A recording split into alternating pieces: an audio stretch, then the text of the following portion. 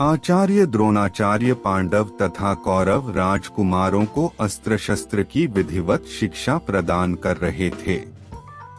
उन राजकुमारों में अर्जुन के अत्यंत प्रतिभावान तथा गुरुभक्त होने के कारण वे द्रोणाचार्य के प्रिय शिष्य थे। द्रोणाचार्य का अपने पुत्र अश्वत्थामा पर भी विशेष अनुराग था, इसलिए धनुर्विद्या में वे भी सभी राजकुमारों में अग्रणी थे, किंतु अर्जुन अश्वत्थामा से भी अधिक प्रतिभावान थे। एक रात्रि को गुरु के आश्रम में जब सभी शिष्य भोजन कर रहे थे, तभी अकस्मात हवा के झोंके से दीपक बुझ गया। अर्जुन ने देखा अंधकार हो जाने पर भी भोजन के कौर को हाथ मुंह तक ले जाता है। इस घटना से उन्हें यह समझ में आ गया कि निशाना लगाने के लिए प्रकाश से अधिक अभ्यास की आवश्यकता है। अब उन्होंने रात्रि के अंधकार में भी लक्ष्य भेदने का अभ्यास करना आरंभ कर दिया। गुरु द्रोण उनके इस प्रकार के अभ्यास से अत्यंत प्रसन्न हुए। उन्होंने अर्जुन को धनुर्विद्या के साथ ही साथ गदा, तोमर, तलवार आदि शस्त्रों के प्रयोग में भी निपुण कर दिया। उन्हीं दिनों हिरण्यधनु नामक निषाद का पुत्र एकलव्य भी धनुर्विद्या सीखने के उद्देश्य से द्रोणाचार्य के आश्रम में आया, किंतु कर्ण के समान ही निम्न वर्ण का होने के कारण द्रोणाचार्य ने उसे अपना शिष्य बनाना स्वीकार नहीं किया। निराश होकर एकलव्य वन में चला गया। उसने द्रोणाचार्य की एक मूर्ति बनाई और उस मूर्ति को गुरु मानकर धनुर्विद्या का अभ्यास करने लगा। एकाग्रचित्त से साधना करते हुए अल्पकाल में ही वह धनुर्विद्या में अत्यंत निपुण हो गया। एक दिन सारे राजकुमार गुरु द्रोण के साथ आखेट के लिए उसी वन में गए, जहां पर एकलव्य आश्रम बनाकर धनुर्विद्या का अभ्यास कर रहा था। राजकुमारों का कुत्ता भटककर एकलव्य के आश्रम में जा पहुंचा। एकलव्य को देखकर वह भौंकने लगा।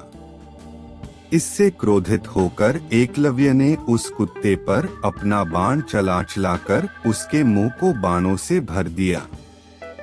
एकलव्य ने इस कौशल से बाण चलाए थे कि कुत्ते को किसी प्रकार की चोट नहीं लगी, किंतु बाणों से बिंध जाने के कारण उसका भौंकना बंद हो गया।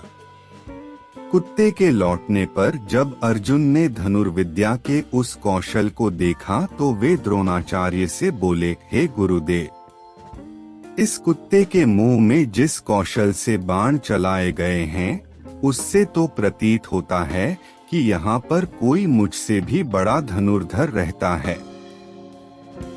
अपने सभी शिष्यों को लेकर द्रोणाचार्य एकलव्य के पास पहुँचे और पूछा, हे वत्स, क्या ये बाण तुम ही ने चलाए हैं?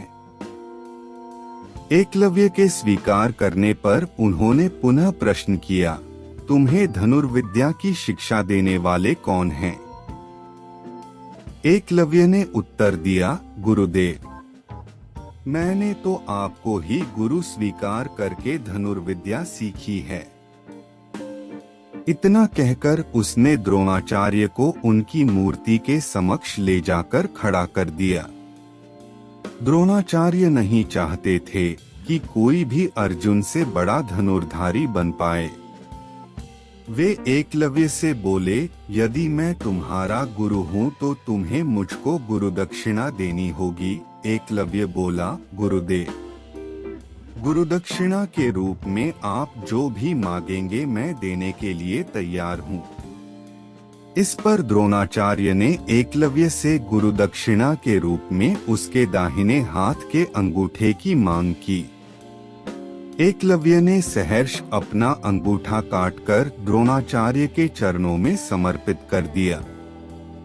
इस प्रकार एकलव्य अपने हाथ से धनुष चलाने में असमर्थ हो गया तो अपने पैरों से धनुष चलाने का अभ्यास करना आरंभ कर दिया। तो दोस्तों, ये जानकारी कैसा लगा हमें कमेंट बॉक्स में जरूर बताएं और दोस्तों में शेयर भी करें। और एक बात, यदि आपके पास भी ऐसा कोई कहानी है तो मुझे कमेंट बॉक्स में बताएं, फिर मैं अपने चैनल के जरिए लोगों तक पहुंचाने की कोशिश करूंगा।